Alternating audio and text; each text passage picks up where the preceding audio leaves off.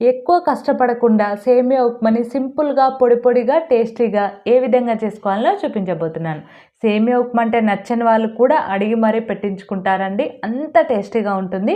ఈ కొలతల్ని ఫాలో అయిపోండి. దీనికోసం కొద్దిగా ఆయిల్, 1 కప్పు సేమియా వేసుకొని దీన్ని ఇలా మంచిగా ఫ్రై చేసుకొని ఒక ప్లేట్‌లోకి తీసుకోండి. ఇప్పుడు అందులోకే కొద్దిగా ఆయిల్, పోపు దినుసులు వేసుకొని ఫ్రై చేసుకొని, జీడిపప్పు, ఎండుమిర్చి, కరివేపాకు కూడా వేసుకొని ఫ్రై చేసుకోండి.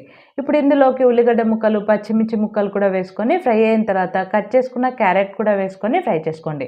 1 కప్పు సేమియాకి 1 కప్పు మాత్రమే వాటర్ పోసుకోండి. కరెక్ట్‌గా సరిపోతుంది. ఇప్పుడు అందులోకి రుచికి తగినంతగా ఉప్పు వేసుకొని వాటర్‌ని మరిగించుకోండి. వాటర్ ఇలా మరుగుతూ ఉన్నప్పుడు స్టవ్‌ని మీడియం ఫ్లేమ్‌లో పెట్టుకొని ఫ్రై చేసుకున్న సేమియాను వేసుకొని కలుపుకొని మూత పెట్టుకొని మధ్య మధ్యలో కలుపుకుంటూ ఇది కొంచెం దగ్గరైన తర్వాత మాత్రమే స్టవ్‌ని లో ఫ్లేమ్‌లో పెట్టుకొని 5, 6 నిమిషాలు దీన్ని ఉడికించుకోండి. చూడండి 5 నిమిషాల తర్వాత కొంచెం కొత్తిమీర చల్లుకొని స్టవ్ ఆఫ్ చేసుకుంటే సేమియా ఉప్మా రెడీ.